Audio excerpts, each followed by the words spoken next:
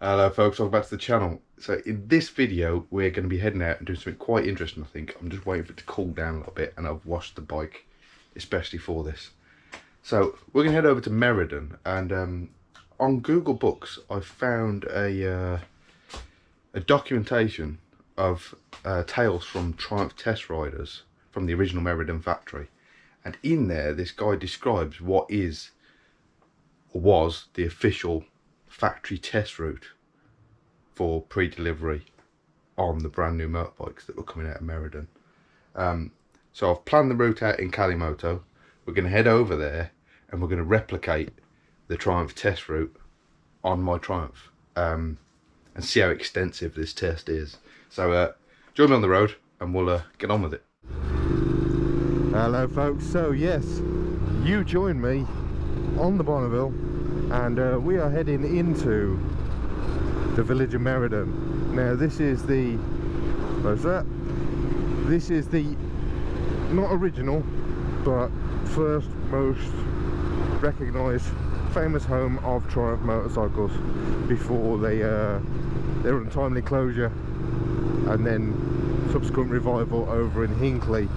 I've wanted to do this video for quite a while, ever since I owned the Bonneville in fact, and I've been trying to think of most appropriate ways to do this, because a lot of people have come here on Bonnevilles or different bikes and filmed, oh this is where the factory used to be and all that kind of thing. I didn't want to do that kind of video. Now, as I said in the intro, I've been reading a book that was written by a test rider for Triumph from the 50s and 60s, and just so happens that in that book he describes what was the pre-delivery test route of the 50s. Now there would have been variations on this, people would have gone different places, but this is the only place I could find documented what they did on the brand new bikes for pre-delivery. So this is, it lends really well into the idea of, you know, they leaked oil, they did this, they did that, they did the other, you get them, they break. Now obviously there was R&D, but this is the extensive pre-delivery inspection test ride.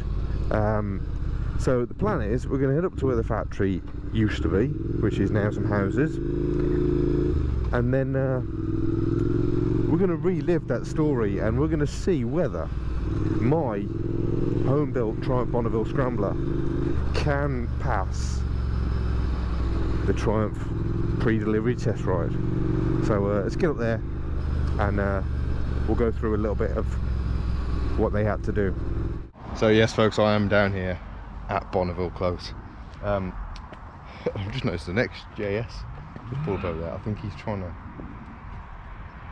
he's got some problems I think, or he's flooding or what. But I've tried to marry this up to aerial photos I've got of what the factory looked like. I've never been here when the factory was here, but just checking he's okay. Yeah, he's leaving.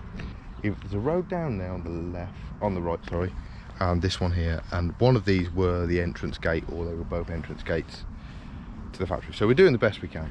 So in principle they would do a pre-test ride check involving getting the trade plates and just checking things over. So they would go over the bike, it's not leaking oil, it's in reasonable condition, no frayed cables, everything seems to work, brakes seem to work. They would clutch cable, make sure it's got fuel in, check all the lights are working. Obviously they wouldn't have a fuel pump because they wouldn't be dealing with fuel injection,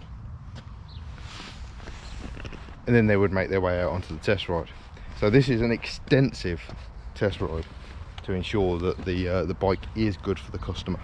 So we're going to set off from here and we're going to go and do the Triumph pre-delivery test ride. You got to picture it now. It is 1960, I don't know, 4, 5, somewhere there. I'll put an appropriate date on the screen. So I'm here, I'm at the Triumph factory, and I'm going to take out this brand new Triumph Bonneville for a test ride. So obviously I click my iPhone onto my quad lock, Let's fire up Kalimoto with the route already set up for GPS. Oh, hang on a minute. I've got none of that technology, and I can't talk to either any of you because we don't have these cameras or SD cards. And I've got no carburetors, so my bike doesn't work. So I guess we just end the video there then. Yeah, it was great. No. So I've got the test route in Kalimoto, and I've got a bit of a verbatim of how it was operated. So, shall we? Before I do this, just tell me, do you think, yes or no, will my 2010 fully modified, fully rebuilt, fully restored Triumph Bonneville T100 Scrambler pass the original Meriden test ride? Put a comment below now before you watch the rest of this video, because who knows, it's a British motorcycle after all. So let's see, start.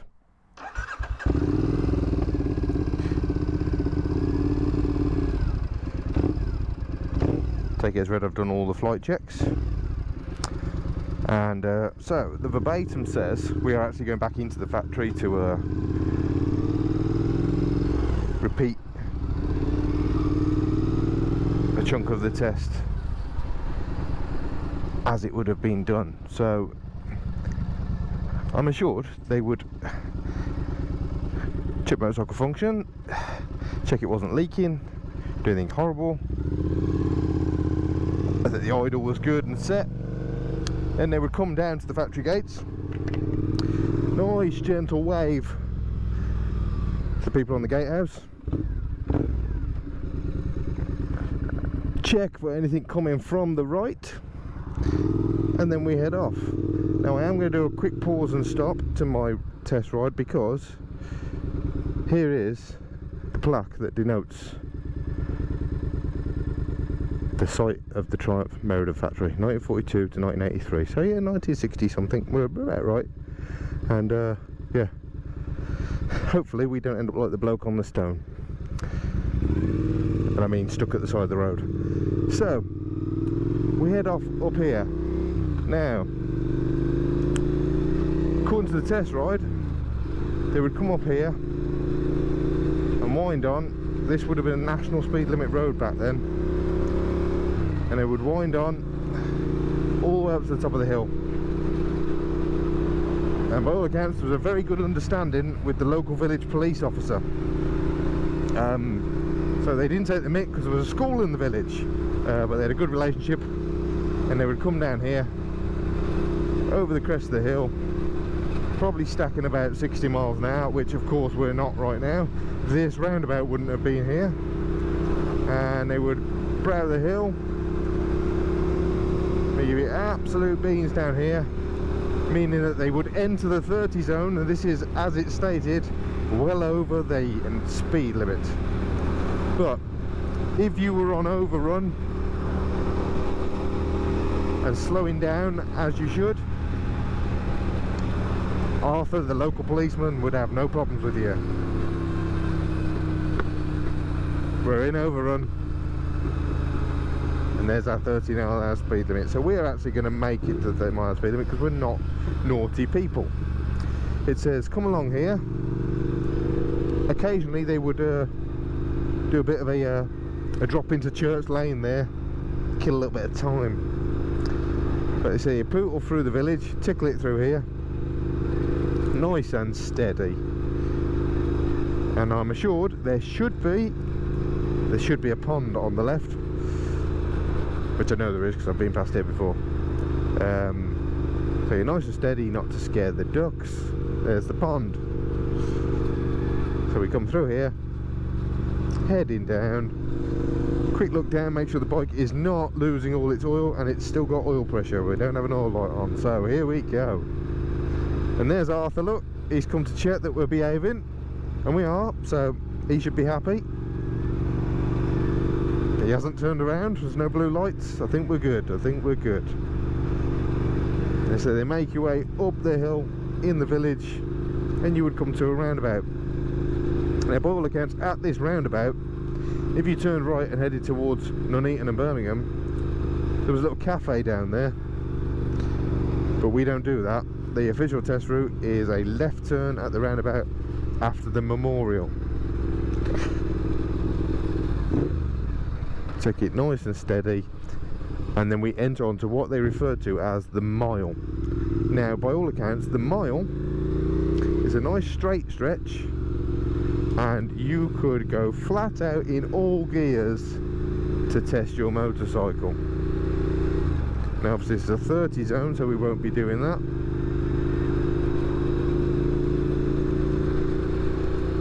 So we will wait until the speed limit changes, hopefully it does, and then we'll get a little bit more of a test done. So let's see what we can make of the mile. And by all accounts, when we get to the end, you go into overrun.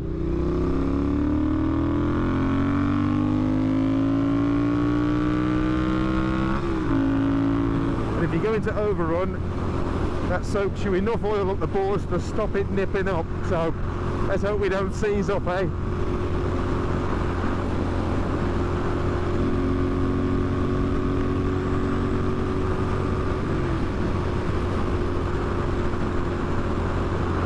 And there's the roundabout. We're in overrun and we're on the brakes. We're slowing down, nice. We're coming down to the roundabout in overrun. And then by all accounts, we, because we've just really overly stressed the motorcycle, and bear in mind it is fresh, you know, we got a tight bore. We come back down here. This roundabout wasn't here at the time, they would have just done a U-turn. And by all accounts, there's a lay-by on the left.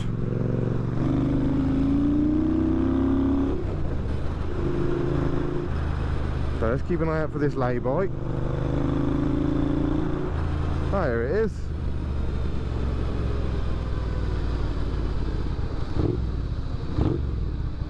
There's a lay-by on the left, and they would stop here briefly. It's better understanding.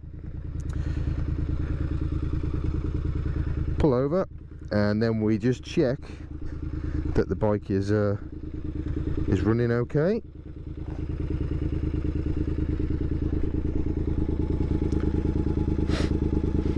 Yeah, it's running. That's running. That's definitely running. Seems to be running still. Yep, there's a tick on that test. Idle is good. We haven't got to do any adjustments.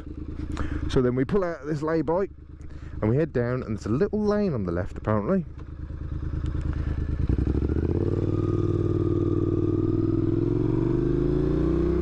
Which is the entrance to this hotel.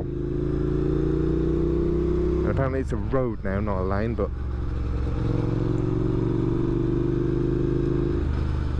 that's it, Summers Road. And they would pull up in here.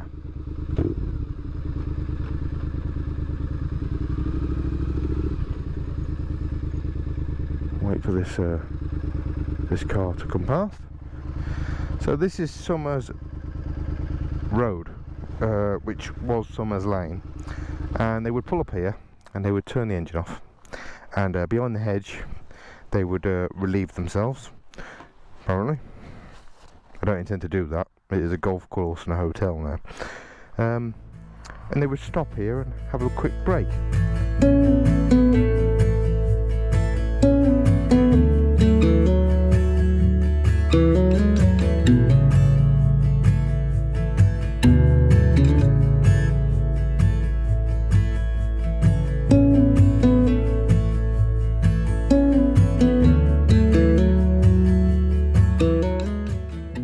So I'm here, Summers Lane, Summers Road, having a quick break, and just discerning, you know, the bike has just got to get me back to the factory now with no issues. So obviously we've got to restart, we get a hot start on this, you know, we've done that run.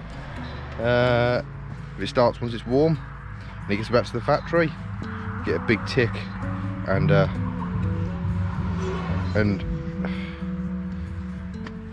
then it can go off to its customer.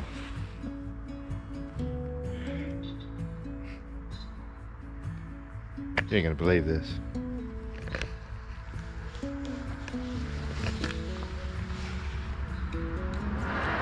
It's got a leak.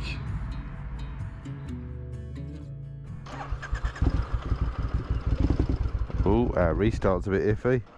Oh no.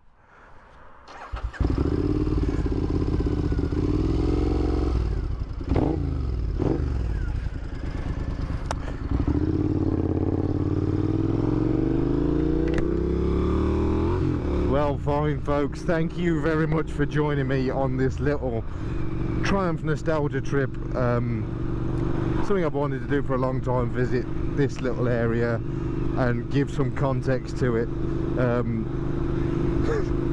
And of course my bike fails the test, so it says it all. Back in the day they would have then just headed down here back to the factory, dropped the bike off as long as it was okay. Big tick. There was a little hideout area round on I think it's Church Lane, so we'll nip round there, just see where they used to hide out with the bikes, make sure none of the top brass, if they were driving past, could see them, and then we'll head back. But what the guy did say in one of these stories, I think it was on his first test ride, so he had to follow somebody. He was on a Tiger Cub, I believe, and he said he did that test ride and rode and stopped in Summer Lane where we just were, and he said, I could really do with the loo, and one of the lads he was with says, well, you just nip behind there round by them hedges, like it's the wild urino apparently. You know, even the Jaguar boys, apparently Jaguar test drivers used to come down here, they all use it as well. So he goes round there, does that, down that little track, and when he comes back, they've all gone. And not only have they gone, they took his keys for the bike he was test riding, his helmet and his gloves, and they all went back to the factory. So needless to say, he pulls an electric screwdriver out of his pocket, pops and jumps the I think this was it, no, that's Bergsall, pops and jumps the ignition switch and gets the ignition on, gets the bike started. And I think this was actually mid-50s when he was doing that test run, so I don't know what the helmet law was, but yeah, he had to ride back to the factory. And even if there was no helmet law in the country, I think there was helmet requirement at Triumph. So yeah, he lo and behold, he rode back to the factory and try and retrieve his helmet and gloves. But yes, apparently down here, this is Church Lane, and it does a loop, and they would come down here on decent days where the weather was good and stash the bikes and just pass some time. And apparently there's an embankment where you could ride up on the bike, you get a good view of the road, so you could see if there was any other test riders come out to collar what you were doing and dob you in. So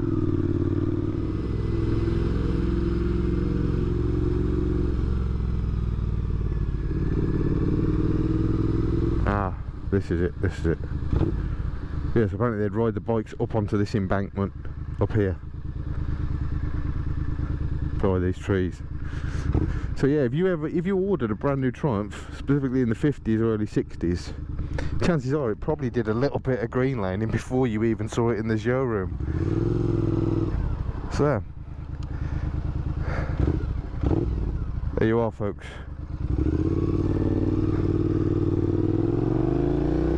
That is my little visit to what was the home of Triumph.